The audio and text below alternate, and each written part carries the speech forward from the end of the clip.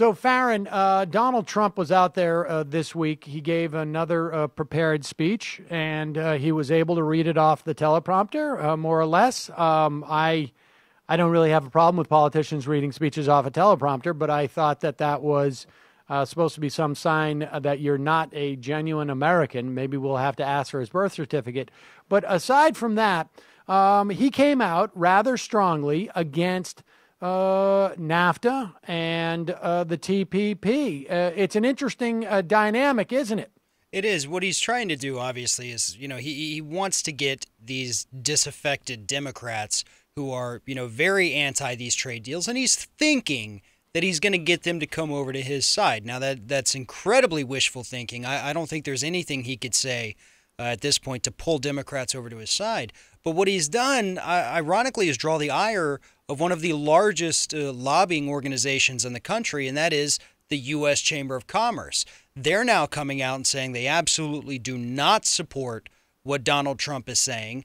And again, this is very interesting because a lot of people don't fully understand just how powerful the U.S. Chamber of Commerce is in American politics. I mean, it was literally the first cover, the entire first issue that we ever did for the Trial Lawyer magazine, because they've been on the forefront of tort reform, of fighting environmental regulations, OSHA, workplace safety regulations, wage and hour law, every horrible thing that we've seen come out of Washington in the last 15 years has the U.S. Chamber of Commerce's stamp of approval on it. Right. And so for them to come out and say, we do not support what our Republican candidate is saying, is very damning, because they've got a lot of money, they've got a lot of power, and they're going to send it somewhere. And if it's not to Donald Trump, it could very easily go to some Democrats who are a little more open on these issues, and that could cost the Republicans big time. Could cost the country big time as well, because these are not policies that we want to support. Right. But it's ironic for the Republican nominee to go against this very large, very Republican organization at this point. Right. I mean, this is not necessarily a case of the enemy of my enemy is my friend. But let's break this down, because this week he came out and he said that he is strongly against the TPP. Now, from my perspective, and I imagine you share this perspective too, this is a good thing for us, because he makes this announcement in Ohio. We all know that to the extent that Donald Trump has any game plan, which he doesn't, frankly, but to the extent that there is any game plan for Donald Trump, the fantastical scenario is that he will win states like Pennsylvania, like Ohio, like Michigan. He was in Pennsylvania, I think I said earlier. And he's trying to get, like you say, those disaffected blue-collar workers. Now, we know there was polling this week that came out that showed that already 80% of Bernie Sanders, or I should say over 80% of Bernie Sanders supporters have already come out in support of Hillary Clinton in terms of polls. This is much quicker than we saw Hillary Clinton supporters in 2008 come out for Barack Obama. In fact, I think in October of 2008, you still had 18% of Hillary Clinton voters who said they weren't going to vote for Barack Obama. So right now, Hillary Clinton is in pretty good shape. But this is actually very interesting because, Donald Trump had the opportunity to talk about TPP a lot during the Republican primary. He sat on stage with 3 Republican senators, all of whom who were in the position of voting for the TPA to give Barack Obama authority to essentially get an up or down vote on any trade deals. So if he really genuinely felt this strongly about about TPP, he would have raised it then. Now, the fact that he is a pathological liar and you can't really trust what he's saying is irrelevant for our purposes, because what we want is we want Hillary Clinton to come out. She's already expressed that she's not in favor of the TPP, but Trump made a good point.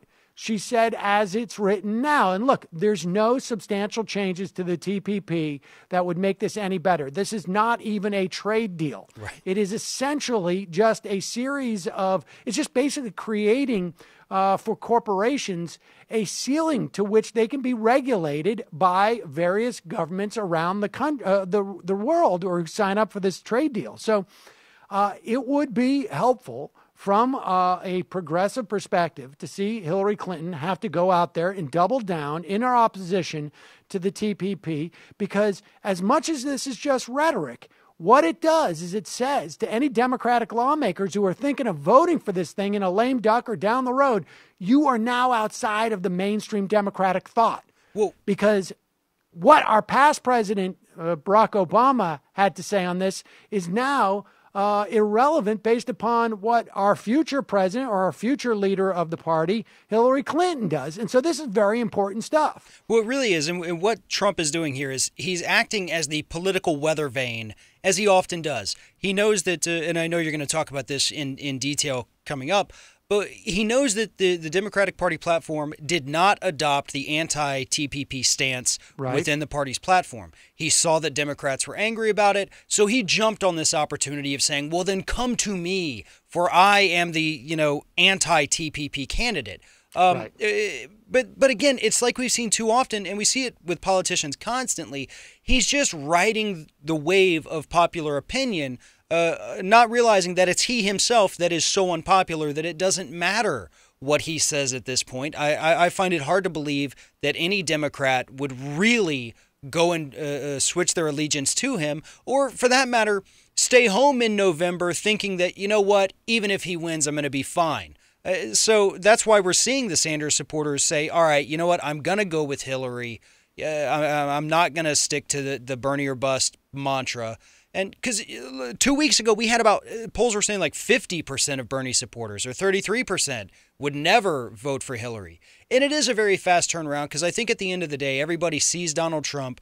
They know that you can't trust anything he says, especially on deals like the TPP, because he's going to benefit from it if it ever becomes a reality. He's already benefited from NAFTA and offshoring our jobs. So they know that he is the real danger to democracy, and I think we're going to see more and more of that come to play as we approach November. We should also say over at this same speech, he suggested that he would reopen NAFTA to renegotiate it. Now, I can tell you that Barack Obama promised the same thing in 2008. He did not do it, of course.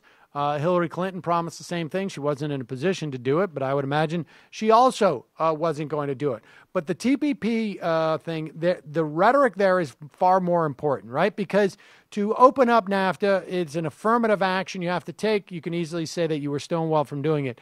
To deflect the TPP, to not sign the TPP is not an affirmative action. This is a place where a president will have a lot of authority. And we should say, look, the TPP is, at the end of the day, is not about, or at least short term, about American jobs. This is very much about creating a ceiling on which the United States, or any other country for that matter, is allowed to protect not only its workers, but its consumers and its environment. It's creating a ceiling to which no regulation can surpass unless, essentially, they pay off the corporations who would otherwise profit. And so that's the real problem with the TPP. We've seen the economic numbers. It adds nothing to our GDP and nothing significant, even according to the supporters. So this is very much about regulations. And, the tell for Donald Trump is he's not coming out there talking about we need the ability to have higher environmental standards. We need the ability to have higher consumer protection standards. We need the ability to have greater worker protection standards. If he genuinely was against the TPP, that's what we would hear.